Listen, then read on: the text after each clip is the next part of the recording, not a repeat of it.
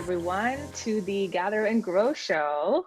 I'm Amrita. I'm VP of Marketing here at Superside. Hopefully you've joined the show before and you're already familiar with us, but if this is your first time, well, I will walk you through the format. So today we're going to be talking about a very important topic. We're going to be talking about brand, the impact of brand on your customer lifetime value. And what that means is, you know, a lot of people talk about brand, and I think a lot of people conflate brand with logos and colors and I guess like how, you know, people like what our visual identity looks like, but brand is so much more than that. It's your entire experience. And there's a lot of decisions that are made in the background that might impact your customer. And just while we were doing our dry run with our guest speaker, Adrian, today, you know, he said something pretty simple, but also profound, where he said, sometimes companies have to make decisions that are, you know, particularly like customer obsessed companies, they make these decisions that are very customer focused that are not necessarily going to return value right away. So they're not in their immediate commercial interest, and they still make those decisions because that's actually better for the customer. And so there's that balancing act that companies often have to do with help from people like Adrian, obviously. So yeah, so the brand is just such a huge, massive topic. So we decided to tackle it in this series. And you know, with COVID, with so much competition, brand, it can be everything. And so let's dig into what that looks like. We're gonna hear a lot of great stories. We're gonna do live Q&A. We're gonna do teardowns. So with that being said, let me just quickly introduce Ben Myrie, who's my co-host. He is Superside's Global Creative Director. He's spent many, many years at Amazon. He's worked on hundreds of brands, big and small.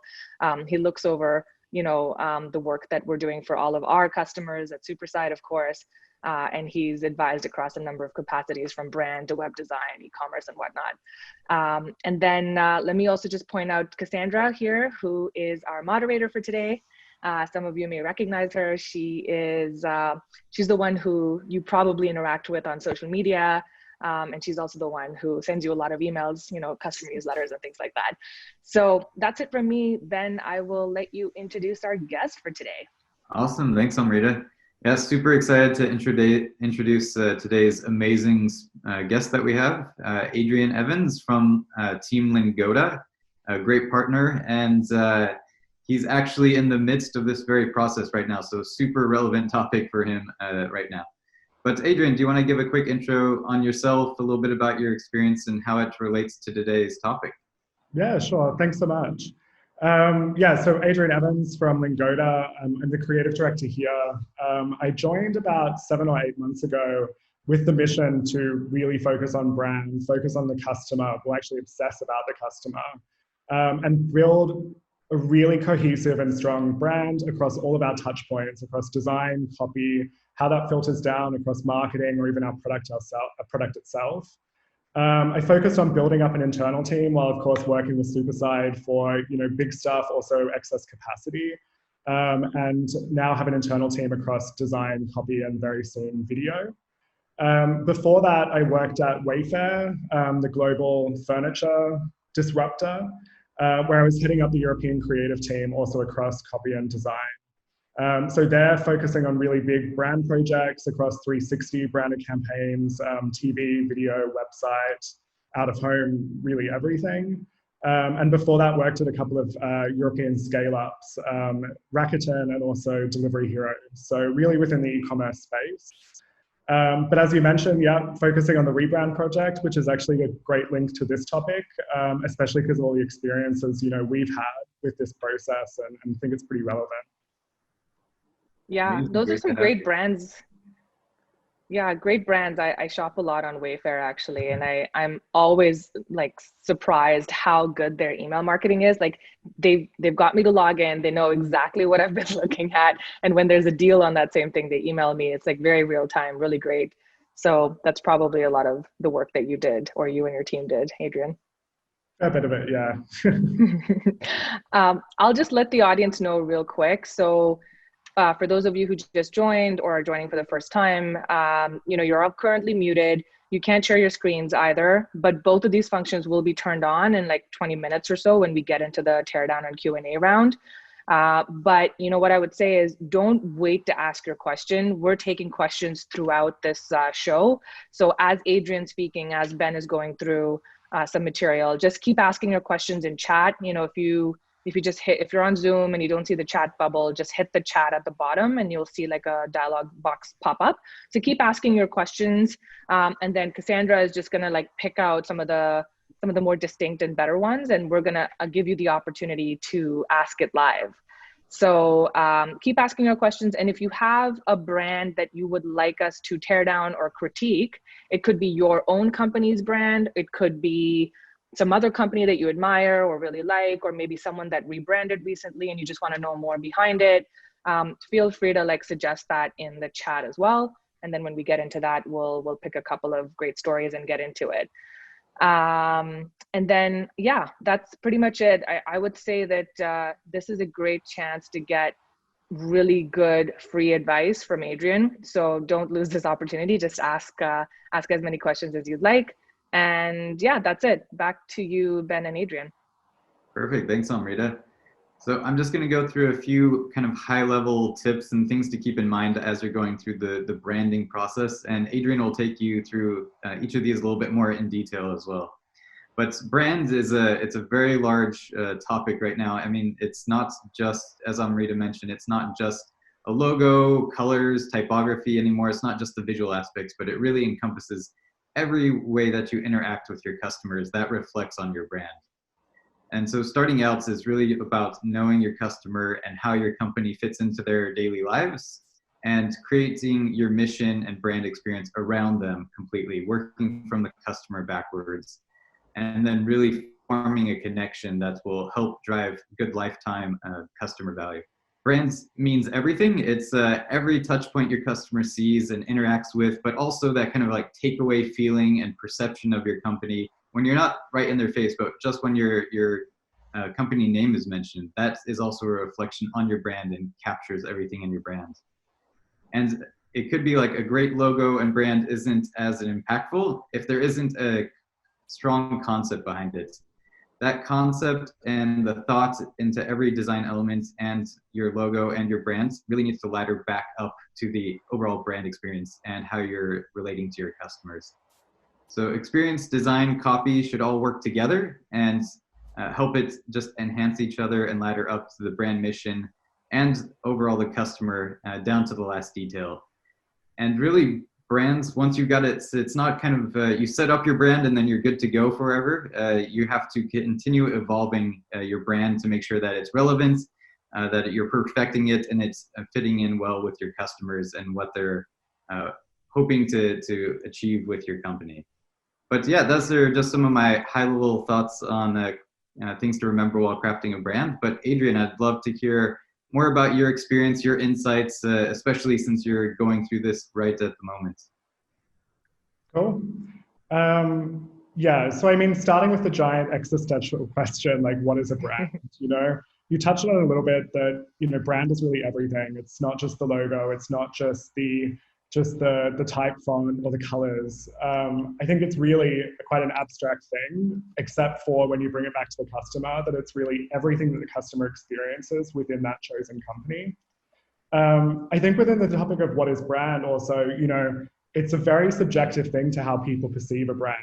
If you ask this question, what is a brand, to 10 different people, you're going to get 10 very different answers. And that even may be within people who have studied this or people who have, that marketing textbooks 101, which has the description in it, because it's an inherently subjective and personal thing. It's emotional. Brand is really, really emotional because it's all about the connection you form with a company after experiencing it.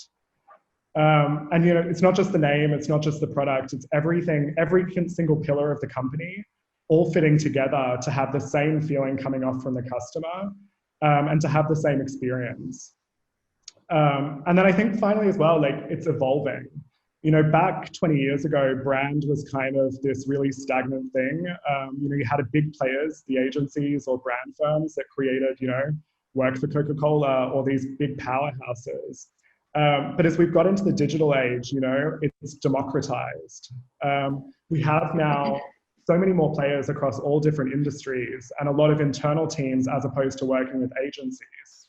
And this has really evolved. You know, it's a lot easier to actually get your brand concept, your brand package and strategy out to a lot more people, and actually then compete with these big players, which hasn't been easy before. But on that note, even you've already mentioned it, Ben, that it's not a stagnant thing.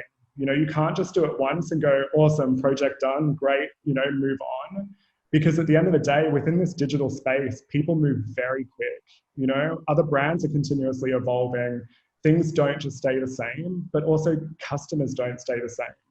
You know, when they've had a first perception with your company or a first introduction, the way that they then perceive your brand after just being introduced versus actually being introduced to it after a long period is very different. And so you need to continuously evolve it, focus on it, and be prepared to make changes depending on what the environment is expecting or versus what the customers are expecting. Adrian, you made such a good point about how smaller companies can now compete with the big giants on brand. And, you know, that's very prevalent. And we've seen so many case studies and success stories, particularly in e-commerce and direct to consumer. What do you think has made that possible? Is it like what has lowered the barrier to entry there? I mean, for me, really digital revolution is one of the biggest things. You know, if you go back before the availability of the internet, the availability of design software, or even all of these tools to actually, you know, make this work, it was really segmented. You know, you either had very, very big companies that had the money to put a lot of focus on it, which also then had the marketing budget to back it up and therefore get the attention. So it was a lot harder to actually get the shelf space against them. You know, using a supermarket as an example, you know, you've got brands like Nivea or Colgate, and the different shelves that they're on, the center ones directly at eye level, you know, they pay huge premiums to have that there. The further you go down, the less they pay. But when you bring it to digital on Facebook, you know, you can put an ad right next to Colgate. You can put an ad right next to Nivea, and you're going to pay the same amount. So to actually have that shelf space right at the front of the customer, front of mind, and really be able to compete with these big players, like it's never been like that, possible like that before. I think it's really changed the industry, especially when it comes to brand. Mm-hmm. Yeah, makes sense. Lots more coming there. Yeah, and so jumping into customers. So realistically with brand, your goal is creating something that your customers love, but that means that they need to be at the center of every decision you make. They really need to come first throughout the whole process. And that's going to start right at the very start of a project. So, you know, working on a brand strategy, you're developing your pillars of what is your core offering, what is your core promise, your brand mission, also what is your personality, who are you trying to be as a company, ensuring that all of that is fitted to your target demographic 100%. Obviously, keeping in mind that you need to be positioning yourself correctly in the market against other companies to ensure that you've got, you know, point of differences, you can compete against parities. But really ensuring the decisions you're making are not just, you know, corporate strategy on paper, but they're really customer-centered to set yourself up for success.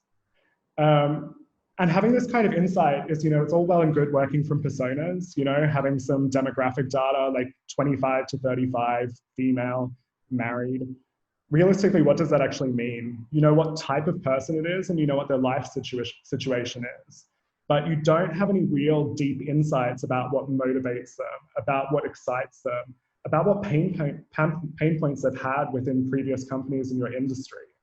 So to go beyond demographic information and to get deep customer insights can really help form the strategy and of course the execution work that comes after to ensure that what you create is actually going to resonate and make people love your brand and then want to stay with you for a long time.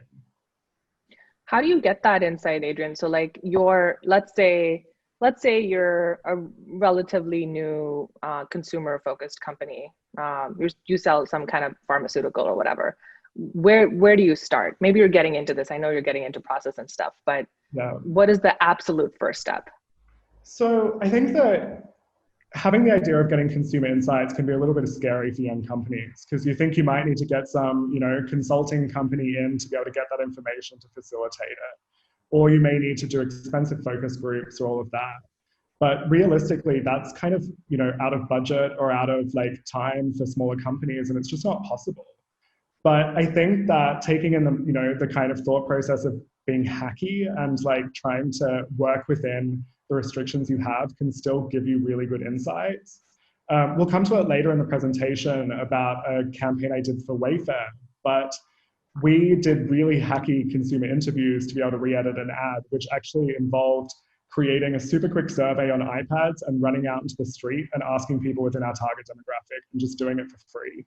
So, we were able to do that in 2 days, get really deep insights and actually benefit the business and make people react better to the work that we were doing.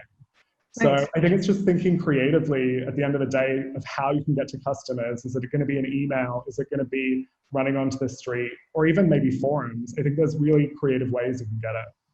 Yeah, absolutely. We're kind of going through a similar exercise at Superside where we're trying to figure out, we've got enough customers now that we are like, okay, there's some like very common use cases that occur over and over. So we're trying to like bucket them, but we didn't want to just go off our data. So we've kind of just gone ahead and talked to everybody in our network that kind of fits that profile just to validate that that makes sense. And it's not just something that is unique to our customer subset.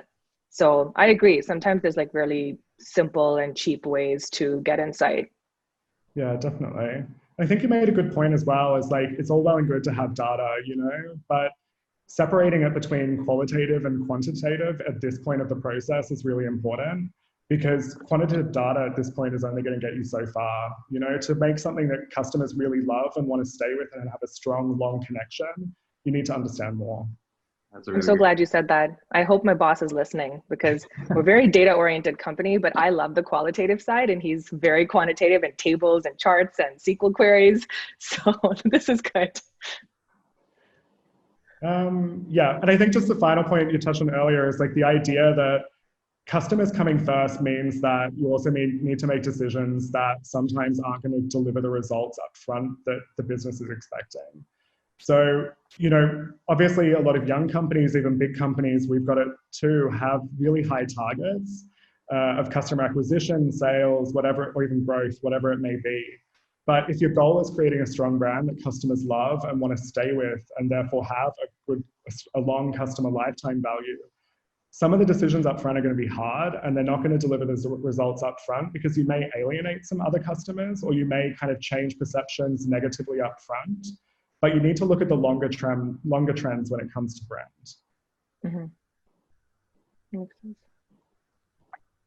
And then I think this is an interesting one, talking about how brand has evolved. Going back 20 years, brand was really just colors, a good logo mark, some amazing imagery, and then some ads. But as we've gone into digital space, we've also gone into the amount of companies that are competing in the same categories. Brand has started to be changed in the way that people think outside of that. It's an experience, it's every touch point with the company. But when you think about it from a customer's perspective, if they're receiving an email from a company, maybe they've purchased a pair of shoes and they get the receipt, that's still a brand touch point, because it's something that they've interacted with, and they're going to have an emotive response when they come away from it.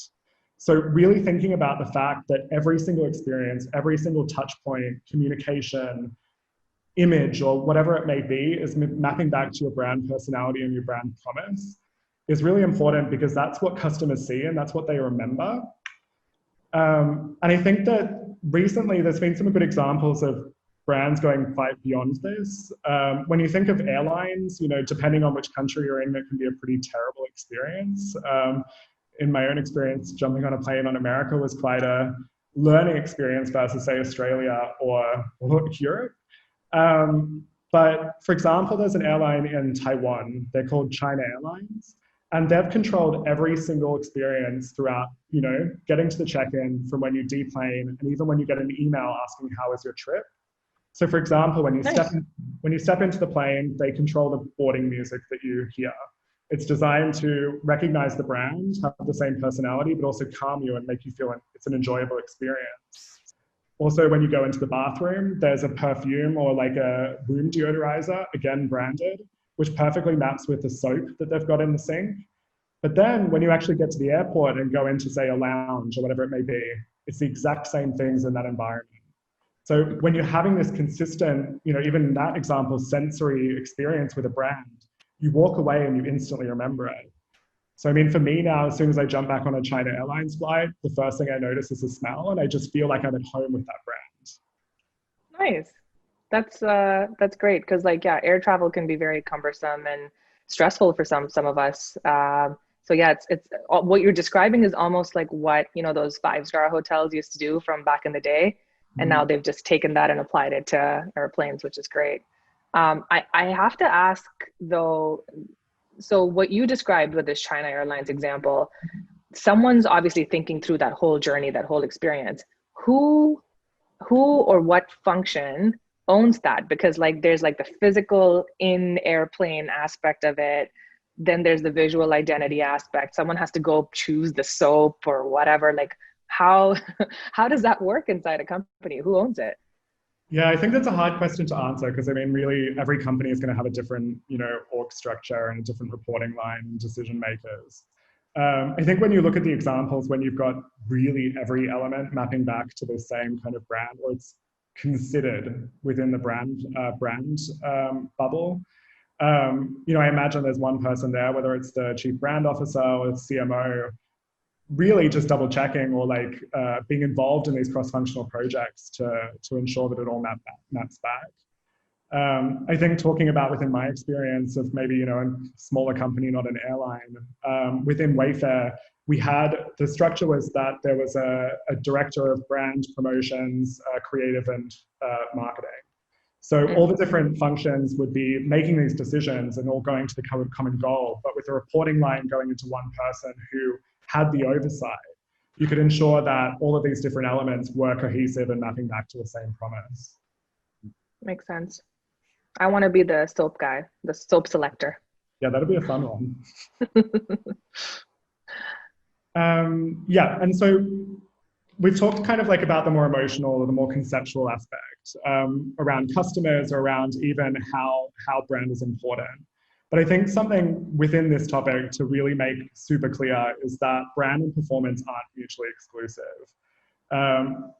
Brand awareness is going to have a direct link to customer acquisition and vice versa. And so really ensuring that teams within a company are not working in silos towards different goals without being aligned, because realistically brand and marketing are so intertwined that it's so important that these two functions are basically joined at the hip. But of course, not just these two teams. It's also going to be the product team. It's going to be your customer support team, even operations. All of the metrics in a business, which is growth, sales, all of that. Realistically, you're trying to gain customers that are promoters for your brand, that love you, want to stay with you, and are going to recommend you to other people. And so thinking about brand is actually a driver to grow this and to actually be a growth lever for the business is really, really important. But I think the most important part there is that to achieve that, it's not easy, because, sometimes you have communication disconnections between teams, or I don't know, in a small company, which is early stage, like you're really just focused on acquisition or just getting things started.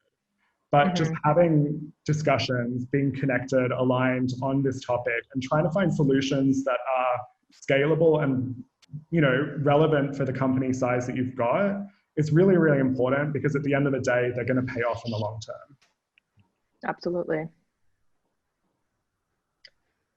And so just to kind of give some tips on my experience just about how to remove the silos, because I mean, they exist in every company. There's not going to be a perfect company which says, hey, from day one, we manage cross-functional collaboration perfectly. I think specifically when it comes to brand, it's a very emotional topic, because people can feel very invested in the topic. It can also very easily get into a subjective discussion. And I think that's because, when you look at things like experience, when you look at things like color or concept, it's designed to create an emotional reaction in you. But when you're working in a company, it's so important that every person involved in the project or in the discussions is remembering that, unless you're 100% within the target group, it's less about your emotional reaction and what the customers are going to be feeling when they actually experience this. And so to kind of change these difficult conversations that can arise, just bring it back to the customer. You know, it's not, I don't like this, or I don't believe this is going to work. It's, you know, based on our qualitative or quantitative data, we know this isn't what the customer likes. We need to bring it back to the customer at every point. But I think another thing is that because brand is something that people really care about, it's exciting, people want to be involved. Involving people, or as many people as you can, is great, but I think it's important about how you involve them. You know, the more people you put into it, what's that saying? The more cooks in a kitchen or something? Like, basically, it's the same thing with brand. As soon as you've got more people making decisions, giving input, it can get very messy very quickly. But the biggest concern, in my opinion, is it can also become very diluted very quickly. Because as soon as you start having too many perspectives, too many decisions from all across the functions, you can very quickly end up, you know, with something too literal or something that's, again, not targeted to the customer. And so I think that's where you bring in things like, you know, group brainstorming sessions, even just update meetings where you're presenting, and or even sending as an FYI. And I think it's also then fine to bring in wider groups and get feedback for them or involve them. It's just very important to make it clear from day one what kind of input you're expecting and from what perspective it should come from. But another thing that I found really worked within this was setting up a steerco and a row format. So basically a steerco means a steering committee, which is decision makers. A rowco is the people rowing the ship. And so you can basically look at that like decision makers and executors. And so if you have a steerco situation, you've got the key decision makers or the key people making the project succeed.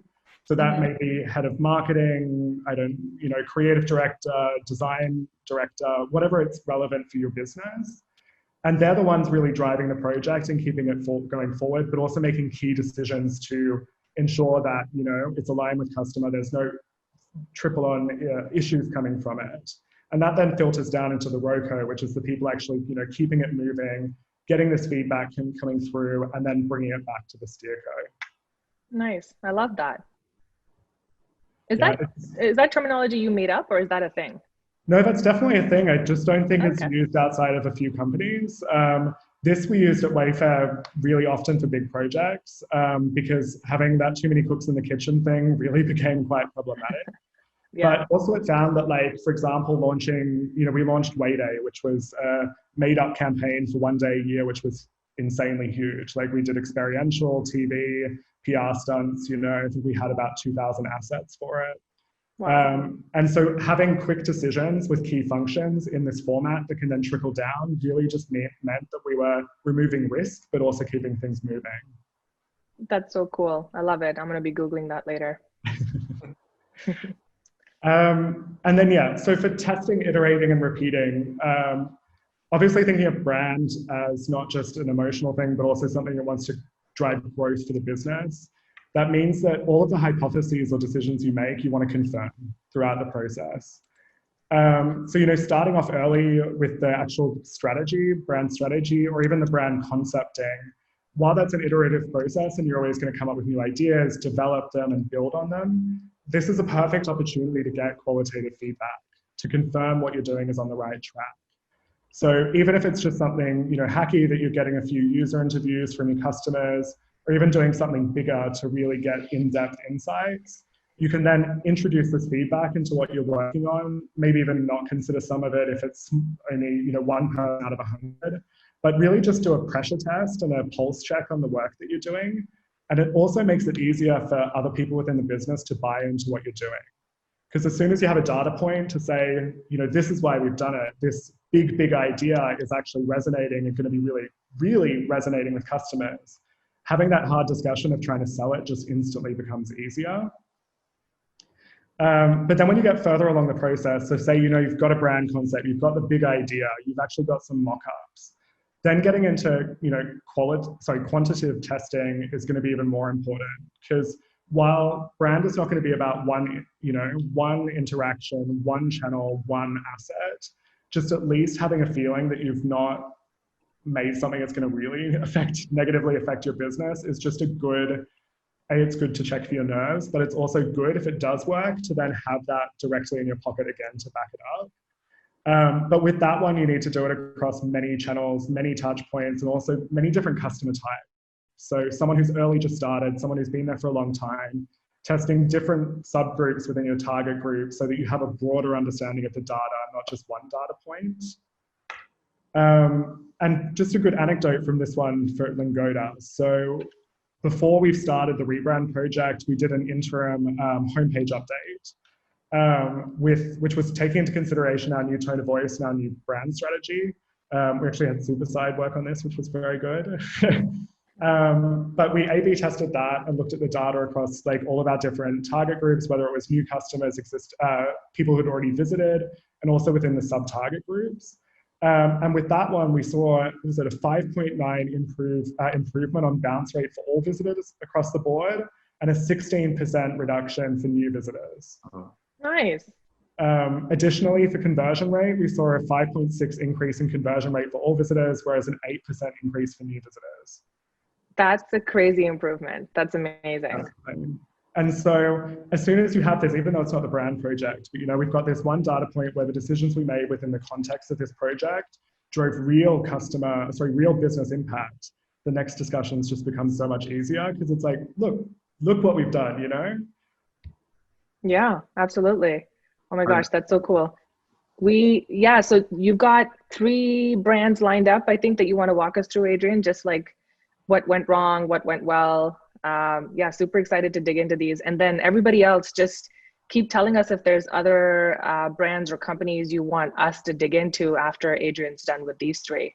So tell us in chat. Cool. Yeah, so starting off with Airbnb, which I think is quite, not too recent anymore, but it was a very, very publicized rebrand. Starting off on the slide with the most controversial element of the rebrand, which was the icon. This one, it got a lot of responses from customers. I think there was a lot of feedback about what it looks like versus what it's supposed to look like, which at the start was actually a pretty scary thing. You know, it looked like negative reaction. It looked like they'd made bad decisions that were going to actually impact the business. Now coming to the day where we are, where the Airbnb brand is very recognizable, very strong from where it was, those instant reactions, which again were scary when you look at it commercially, actually have turned out to be the right decisions, because the thing that was so controversial has now become so recognizable. What was controversial exactly about them? It's not the most PC topic, unfortunately, but basically people were seeing something in it that they shouldn't, that wasn't exactly. Oh, I remember. Yes. Okay, yeah. Cool. So, I remember. It's not the way you want when designing your brand mark. That's very true. I remember when they rolled out the rebrand, I was traveling, I was at a subway station in Shanghai, and they had this crazy, like the whole wall was covered with posters. So like the concept was, it's essentially like a transition of like a little girl, and then I think she like grows up or whatever, but she's like basically using Airbnb throughout. And there was like a series of posters, one after the other. And yeah, people had just basically done like the worst doodles on that thing. I remember now. Yeah, I didn't see any of the doodles on it, but I mean, it was all over the internet for quite a long time. But the reason I picked out this brand is like, I think, you know, from a design perspective, it's not the most innovative. It's, you know, modern, it's on trend. But the reason that I picked this one is because of the emotional connection that they've made, the emotional promise that they've made for their brand. So when you think about staying in hotels or going to new cities, it's an incredibly isolating experience. When you don't know somewhere, you don't feel comfortable, you don't have, you know, say you're in a hotel room and the pillows suck, or you just don't have this feeling of being part of the place that you're actually wanting to be in. And so to build the whole brand on that pain point or that customer pain point, and to have the tagline belong anywhere, where you can actually stay in an Airbnb and feel at home and remove that pain point and that fear, and to actually feel integrated in the place you're visiting, is just brilliant. But when they combine that, like here with the image where you can see on the left, like you take away the ad for Airbnb and that could be someone's living room, you know, playing at home with their kids. But to then bring it back there to, you know, living anywhere, just if it's for one night, is creating such an emotional connection that people are going to want to keep going back. Because if they can actually achieve that feeling, then traveling becomes enjoyable. It becomes something that you really feel comfortable doing because it's not out of your comfort zone. I think it even works super well with the landing page copy too. It all just ladders back up to feeling like you belong. Definitely. Mm-hmm. Yeah, so here you can actually see what the icon is supposed to be. So you've got like the mixes of things like people, places, love, and Airbnb. I mean, being honest, when you step away and look at it as a customer, you're not really seeing any of those things. But it still is recognizable and becomes something so strong for their brand. But to really just reiterate, the reason I think they nailed it is just that the whole brand concept is based on a consumer insight. It's on a deep understanding of their customer, and the brand was built to solve for that. You kind of fast forward after the rebrand, and now their actual product offering is coming back to this promise. They've introduced experiences, they're broadening their offering to make you feel like you don't have this barrier in cities. And so I think it's also a great example of not just where the corporate identity is coming back to the promise, but also the actual product. And then the final thing that it really was an emotional one, without distracting from the core promise. So, you know, the landing page is a good example, just one piece of copy, welcome home, and then you're still in a practical place of being able to book accommodation. I think for me, it's the perfect balance. Mm-hmm. Sort of related to this, Adrian, there's a question from Ashley from Cape Town. And I think it's a good point. She says, often when a rebrand happens, there's a huge outcry about the logo or something else in the branding, but so quickly people just move on and forget. Remember the Instagram logo coloring thing. There was an outcry and then people just forgot about it. So does rebrand really ever exist if the product is so used and sought after? Yeah, I think, I mean, people are going to have opinions every time. And I think that especially big loved brands, when they make changes, it is confronting for people. You know, if you just wake up one day and see that something's completely different. I mean, for example, this just happened to me today when I was looking for my Adobe Reader program, and suddenly the logo had changed from red to black. You know, small decision, but for me, it was a kind of like a weird situation where I'm like, okay, but I knew that it's changed and it changes my whole experience with them. Mm-hmm. But I think the point is that people get used to things, and a change can be shocking or like feel different at the start. But as soon as it's really kind of people are used to it and they realize, oh, this is why they've done it, then it kind of just fades into the background and people forget about it. But if you think about those decisions actually changing customer perceptions or making people be with the company longer, then those kind of decisions are still worth it. Cool. So, right. Virgin. Yes, I mean, Virgin branding across the board is just brilliant. But this one stood out to me for a couple of reasons. The first reason is that it's a brand that is currently existing just as a brand. Because of Corona, their product hasn't actually launched. But the reason I put this one in, even though it is a really early brand, is that they just nailed it from day one. They thought about the core customer. So who is the core customer? Why are we actually offering to it? And so their core customer is basically people who would never, ever step on a cruise ship because it's just terrible for them. You know, these are the people, also me, yeah. But these are the people that think, you know, oh, I don't want to be going to this buffet. I don't want to be around, you know, 100 different people who are retired, enjoying the sun, having a mojito or a Bloody Mary. The people that actually enjoy the experience. And so to build your entire brand and customer offering around that insight is just brilliant, you know? The branding is attentive to them, as you can see, everything maps back to it, but also it's got tongue in cheek, it's playful. And so it really captures these people's attention. But when it actually does launch and the experience exists, all of the things are gonna map back to it, you know? The app that they have, you can shake it and someone will just bring you a bottle of champagne. All of the rooms are built on the idea of being a rock star. So like, it's kind of like playing up that idea that, you know, people want everything to be an experience. So to have all of that really done from day one and meticulously considered, for me was just incredibly successful. Yeah, and these names are kind of cute, like sea legs and squid ink. I mean, it does make you kind of pay attention. Yeah, I mean, I would love to be able to hire that copywriter. Yeah. Yeah, and I think that doubling down on the part that, you know, they focus on every element, you know, every element is considered. The design is very good for the target demographic. Messaging just really makes you want to look and read. but also all of the interactions. You know, what I mentioned with the app of just shaking it to get your drink, but also when you're in the app or you're on the website, it's not just static design. Everything is also with motion, with interaction design. And it's really bringing you into this world and wanting to be a part of it. That's a really great example. And then finally, Dropbox. And I think that I want to set this up that this is a pretty controversial one. And I don't think everyone will agree that this one is someone that nailed it. But for me, it was, even though I don't like the direction that they went in. And so Dropbox originally was very, very B2B focused. It was very corporate focused. And they thought that their actual target demographic was basically not everyone on this call, but everyone within wider businesses, because a way to share files, a way to easily store things. But of course, things have changed. You know, like they were one of the first doing that. So of course they had that power to kind of have everyone. But now it's changed. You have, you know, all these different softwares basically doing the same thing. And so they re-looked at their product and realized actually the people that are using it are creatives. It's not corporate people, it's artists, it's freelancers, it's external agencies sharing with clients. Also internal creative teams who can't send 1 gigabyte at a time.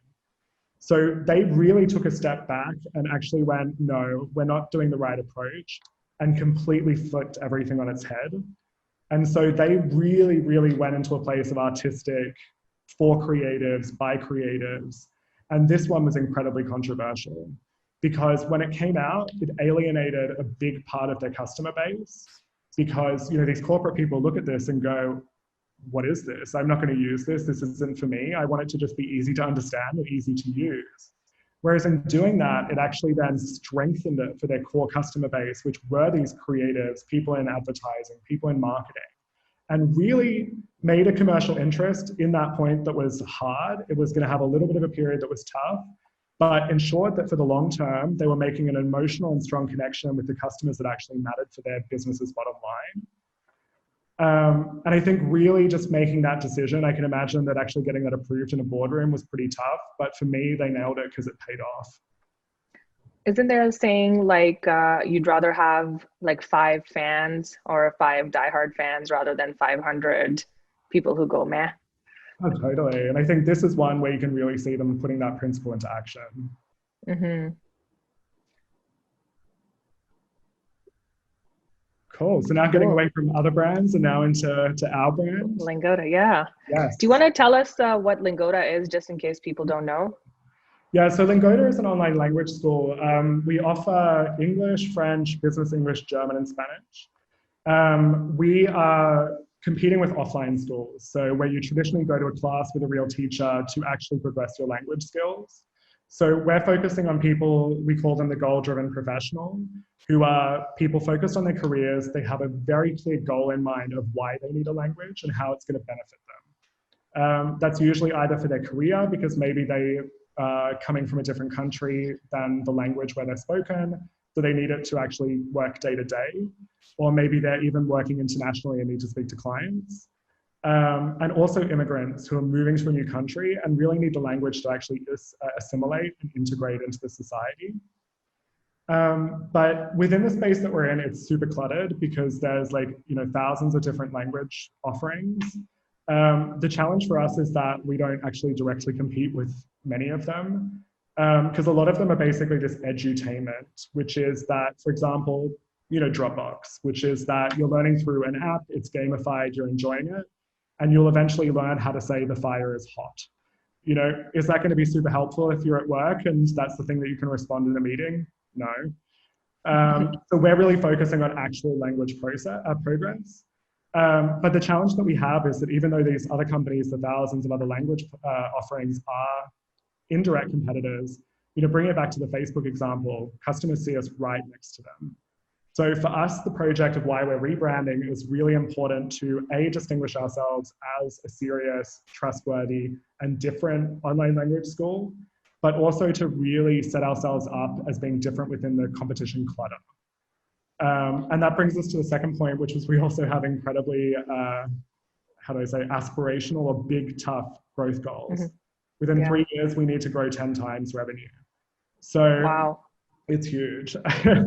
But we've identified that brand for us is a key pillar and a key building block to being able to achieve that, because we're not a company that focuses on churn, acquisition and churn. We're not going to get 1,000 people coming in the door and just let them leave, because for us, we want to focus on the 10 people that are going to really stay with us over a long period of time, because they're the people that are actually going to grow our business.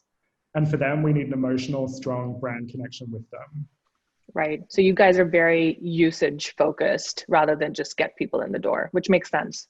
Definitely. I mean, at the end of the day, if you're focusing on acquisition and churn, your marketing budget and your, customer acquisition cost is always going to stay flat. It's going to stay the same because people are coming in, people are coming out. But with our growth goals, a key lever in that as well is that we need to reduce our customer acquisition costs so that we can make more profit. So that means getting people in who love us, therefore increasing brand awareness, reducing marketing spend because they stay with us, and then we can grow sustainably. And I imagine I could see in this situation, the word of mouth aspect could be huge for you guys because, you gave the example of new immigrants. People don't usually show up by themselves. It's like a whole family. They've got a community, they've got friends, maybe someone else is going to follow. So if someone's got value from Lingoda in their first year, I imagine they could just 10x that for you through their network alone. Definitely. And so I think even just to give you a little anecdote of how we look at customers here. So we're not trying to say our success metric is not customers stayed with us, how many customers stayed with us for 6 months. It's how many lives we changed. Thinking about it in a way that the customer, we're trying to provide a service that delivers real value and makes them succeed. Even just bringing it to that focus, that it's not just a number on a sheet. These are real people that are expecting something big from us and we need to deliver. That's really, really important to have that word of mouth. But another interesting data point is that for us, we're only recently ramping up on actual marketing spend. For us, previously, organic traffic has actually been one of our strongest incoming ways for customers because of that word of mouth, but also because of, whether it be SEO or just that a friend has told them, whatever it may be. So it's something that's already existed, but that we're trying to strengthen. Cool, makes sense. So within the process, this is obviously a really, really pared back and dot point version of it. It's been a lot longer. I think we started this project in January. It was on the day that I started. There's been a lot of process within it. We started off with the brand strategy, of course. It's the foundation for everything to come after it, which was about positioning ourselves within the market, understanding these insights that we talked about, but also ensuring that from a product and brand offering, we are in a place to succeed and actually compete or be better than our competitors. And then the other stage was just really, really deep diving into customers, understanding really about what is important for them, why they're learning, what they enjoy when learning, what they think of the competition, what they think of us, to have all of those data points, qualitative data points to really understand what are we actually trying to concept for, was really, really important in this project. And then when we moved on to the creative work, we started as wide as possible. And that was a really distinct choice because we didn't want to put ourselves into a narrow box of this is what we have to do. So the concepting started, very, very wide. We came up with thousands of ideas and tried to find where is actually the space that we need to be. And that involved originally doing complete pitch decks. So we had the concept, colors, photos, brand promise, everything from start to finish, which as you can imagine was a lot of work for the pitch. Unfortunately, the first round, we didn't have anything chosen. So we went back to the drawing board. But actually in saying that, that was the best part about the project because it ensured that, in creative, we weren't living in this little bubble of thinking this is the best thing that we could ever do. Because it was actually a reality check of, no, this is not the best thing that we can do. And so we took it then back to the customers. We understood some more. We learned more about them and just took a piece of time to reflect on the project, even with a bit of a pause.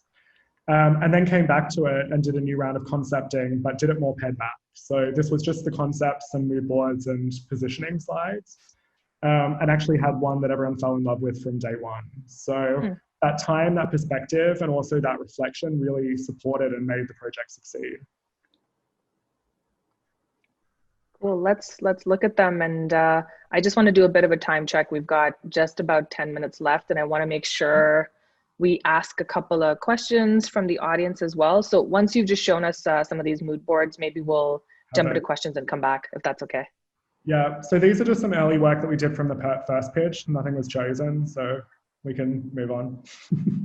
The same thing, a couple of other concepts, a couple of other ideas. But this is the concept that we landed on. So the thing that I just want to point out about this is that, there's a couple of things. The first one being that thinking about language is generally a pretty literal thing. The competition puts a speech bubble on it and just says, great, that looks like a language brand, which was something we didn't want to do. So the idea is actually based around speech waves because they're universal. They look the same in every language. But also it ties back to the customers first, which is that it also looks like the customer's progress of learning a language. Because learning a language is never like this. You always have moments where you take breaks and then peak again. So to have this directly built into the concept was really important because it's really all about our customers. Nice. Here you can see an early mood board. So this was about positioning us from a design perspective of where we wanted to be and where we should avoid.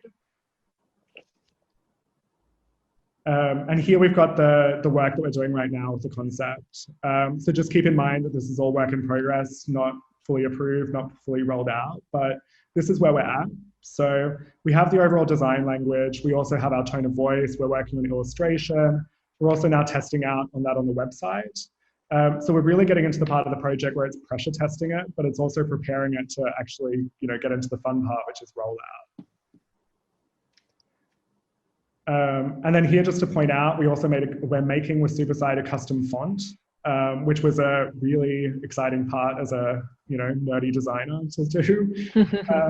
But we made that decision because as we scale with 10 times growth, paid fonts are expensive because we need to pay per user per device. And this just made business sense to actually own the license from day one, but also had something that maps back to the concept.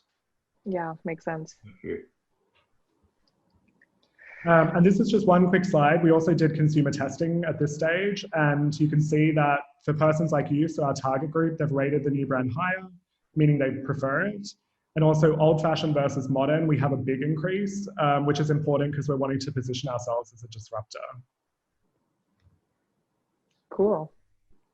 I think because of the time, we can also skip this example. Yeah, no, we can come back to Wayfair if there's time. Cassandra, do you want to line up a question for Adrian? Sure. Let me just allow people to unmute themselves.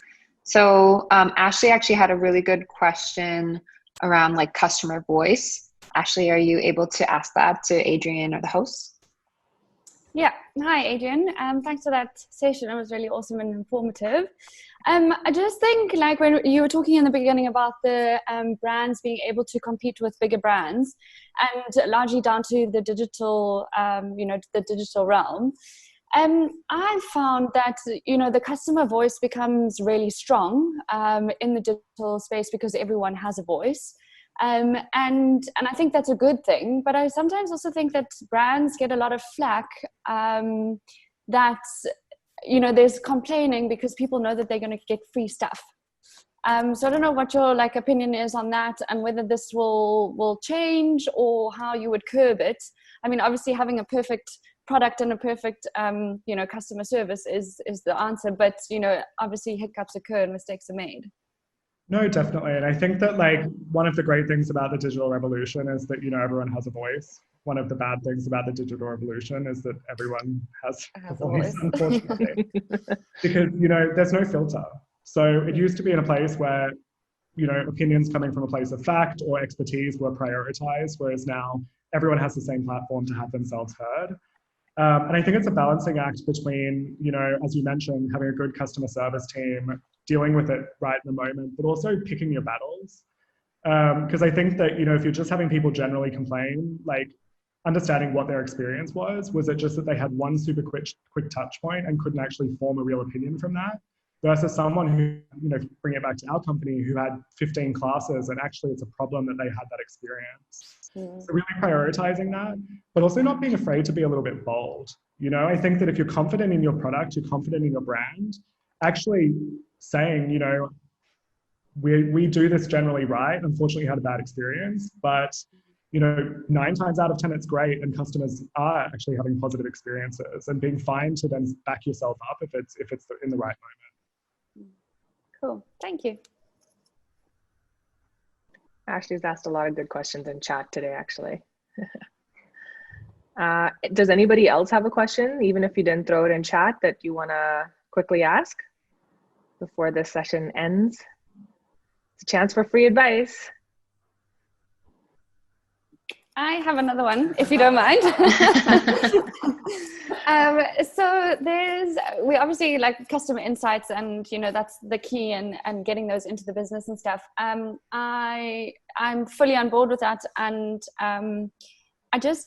how do you practically take it into the business? So if you're working in a small business, I think it's quite easy because you're constantly interacting with people. But when you get to like a larger scale business, to really run those insights all the way through. So I have heard of customer insights rooms or insight rooms. Like what other sort of practical ways can you bring those insights through? Yeah, so I mean, we're very lucky at Lingoda. We have a customer insights team internally, and so they ensure that our research is completed and that everyone who works on stuff like this is actually getting those insights within a good amount of time. But other businesses aren't at the scale to have that, or just haven't prioritized it. And bringing it back to the Steerco example, I think this is a great place where it's actually super relevant, which is that if you've got key decision makers or people who are working with this that need that information on a regular basis, having a forum where they're together to actually hear it at the same time, get this information at the same time, and make clear decisions and action points from it, and have someone responsible for actually ensuring that there's progress tracking on those milestones. But I think it just needs to be a constant communication back and forth, but also having clear responsibilities of how it's coming in, and also what decisions and actions need to be taken from it. And so with your, sorry if you don't mind me asking another question, but with your customer insights team, do they literally come around to the team and say, here's 2, 3, A4 posters of the customers that we've interviewed? Or, is it a conversation that you have? Like, how do those insights get relayed, I suppose? Yeah, we've got multiple ways. So I mean, like, depending if it's a big report or if it's a small one. So for a small one, we'd have a Slack group and you'd get the insights coming through in a more quicker update kind of way. Of course, if you've got a meaty piece of research, which has got, a sample size of 100 across many different pain points, then we get a report, which can sometimes be up to, 70 pages or so. But that would be having a meeting to go over it together to really understand what's in there. But they also make clear recommendations from their perspective or their understanding of the insights, and then assign people who need to look after it. But that doesn't mean just rolling it out blindly. It means taking it as a hypothesis and further testing it and bringing it into your normal workflow. Awesome. Cool. Thank you. Gladly. I don't want to put her on the spot, but I noticed that one of our customers and also a previous speaker on the Gather and Grow show, Erica Gable, is on. Erica, I don't know if you're listening. The only reason I'm calling on her is because she works for what used to be called Twitch Prime, and now they have recently rebranded to, I think, Prime Gaming.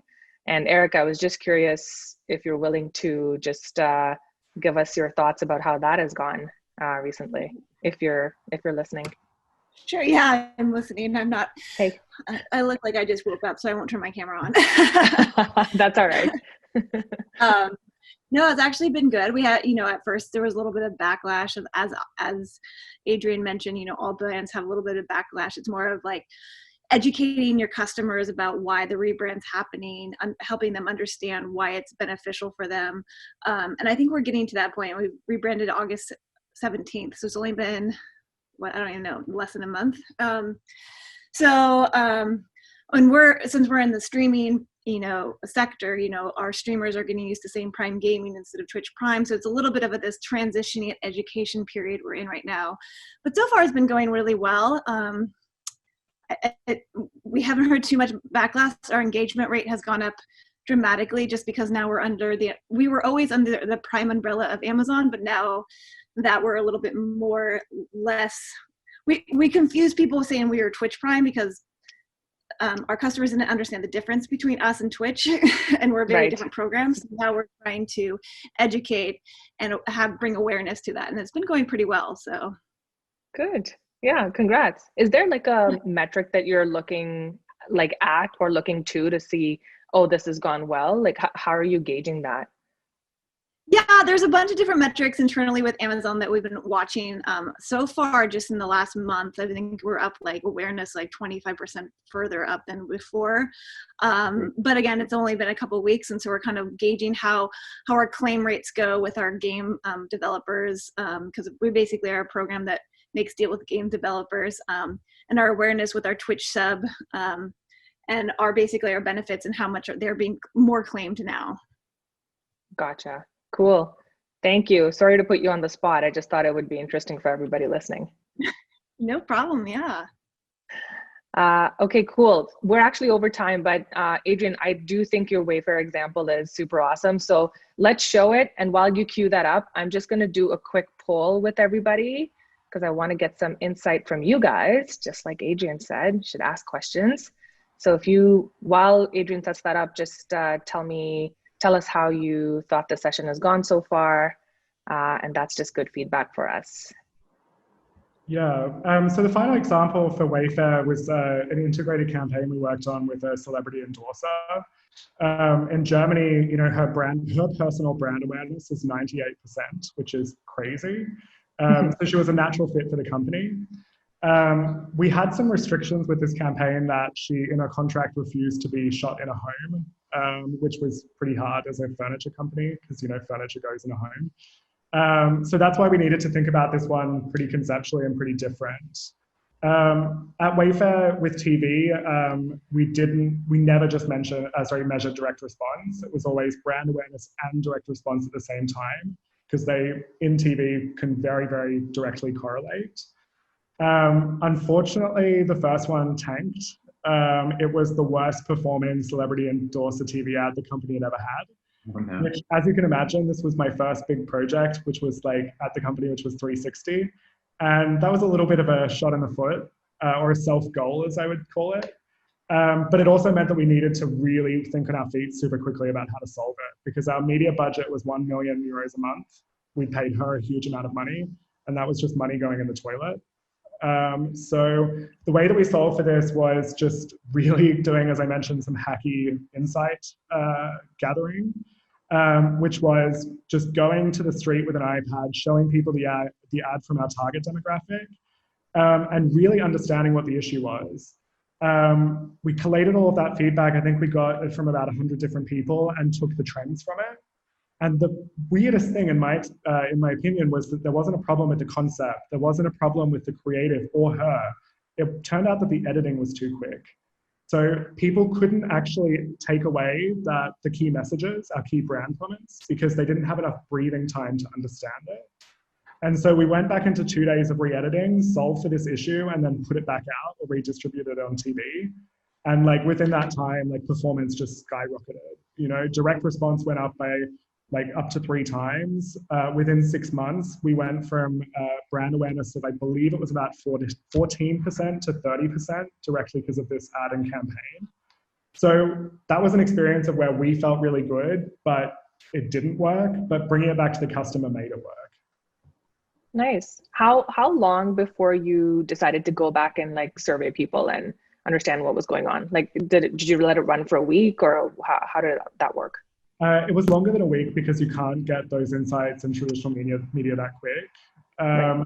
It was a couple of weeks, and what they tried to do on the media buying side was actually first, optimizing the channel mix and the time mix, which did push performance up a bit, unfortunately not by much. And so then we were able to ascertain that the creative was the issue. Once we had that email that it was the creative that was the issue, I ran to my boss and said, let's fix this. And we literally went out and did the interviews. I think it was about 2 days later. So we had that whole problem solved within about a week. Nice. That is super fast. And it's good that you had a lot of footage so you could re-edit and put it out in the market again. Yeah, I mean, we had too much of her, unfortunately. So it's easy to solve for. That's a good story of turning like a horrible situation into a great opportunity, just by reevaluating creative and going back to the customers. Definitely. Yeah. I mean, it sounds like, especially if you're doing like TV and stuff, like that stuff is expensive. So you want to get it right. Yeah, you don't want to screw that up. No. Yeah. Okay, cool. Thanks, everyone. That's all the time we have today. We're out.